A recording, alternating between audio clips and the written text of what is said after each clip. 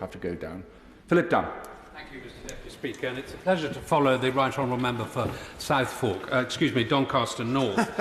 And I have to say I was delighted to learn from his remarks that he's going to support the bill, because I think he's quite right to do so. I was also very pleased to learn that he reads the reports from the Environmental Audit Committee, and I commend them to other members of the House who haven't had that opportunity. I'm rising also to support this bill today.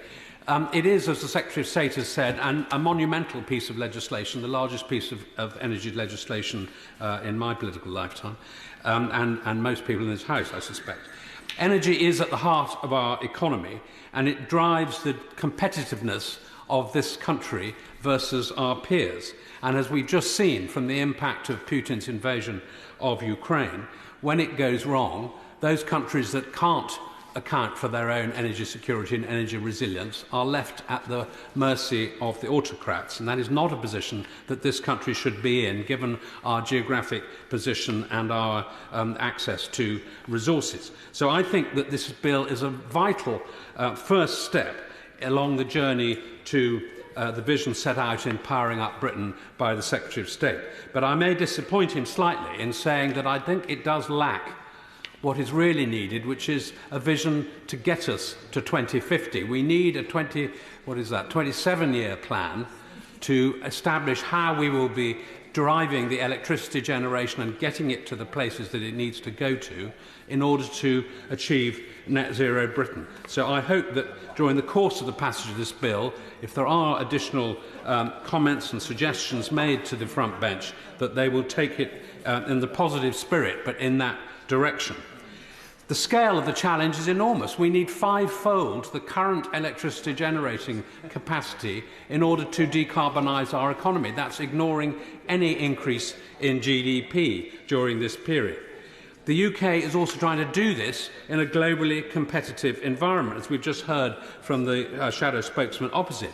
This is a time in which the international investors, whether they're state-owned electricity companies or financial investors, are looking for the markets where they can invest and want to invest in energy generation, which provides them with the quickest route to completion of the deal. Whatever kind of the deal that is. And one of the big challenges which this bill seeks to resolve is removing some of the barriers to implementation and reducing some of the risks. And that's where I think it has a great deal to offer. The key is to provide confidence to the international community and the domestic supply chain that this country knows where it's going. We're going to facilitate the way to get there, and we're going to do it quickly. Three quick points, if I may, in my 6 minutes, Mr Deputy Speaker. Nuclear. The UK has allowed our existing nuclear fleet to age without taking the necessary decisions under previous administrations, yes, but so the Labour Party were completely incapable of taking a decision about nuclear, and frankly in coalition the Lib Dems were no better. They applied the brakes. So I welcome the fact that it is this government that has made the difficult decisions to start the process of renewal of our nuclear fleet, and I welcome what the Secretary of State has said today regarding the competition launched to identify 2 projects by November from a design perspective. But I do urge the Secretary of State and his nuclear minister, who's very welcome in his place, that the UK takes advantage of this opportunity to recover our leading position in nuclear technologies by giving some clarity to what happens after the design competition has made its determinations. We need to maintain development of novel technological solutions so that the UK once again becomes a nuclear energy hub of expertise.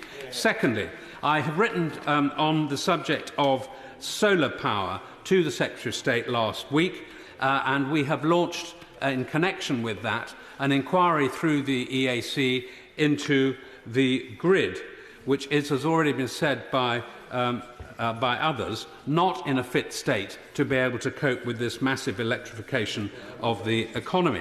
So I'm encouraging external observers and commentators to provide evidence to our inquiry into enabling the sustainable electrification of the UK economy, which is going to be focused on the role of the national grid and reducing barriers to access. mean, the right honourable member opposite was identifying some statistics. Today, if you want to attach an onshore solar farm to the grid in the UK, it takes you 13 years. The queue is that long.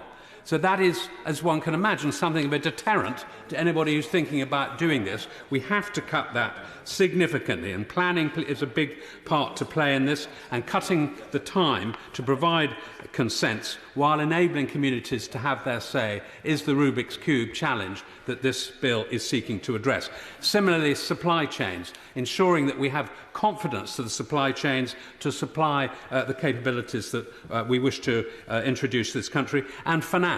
Very briefly, as has already been said, finance is internationally mobile. The money is there to fund the projects, but only if those projects can be delivered. And finally, just a quick note on community energy. I should declare I'm a member of the Ludlow Hydro Cooperative, and it's a very good small-scale scheme providing electricity to the local communities. Their lordships have made some suggestions to encourage other such schemes, and I very much hope the Minister will look upon them favourably. Alan Brown.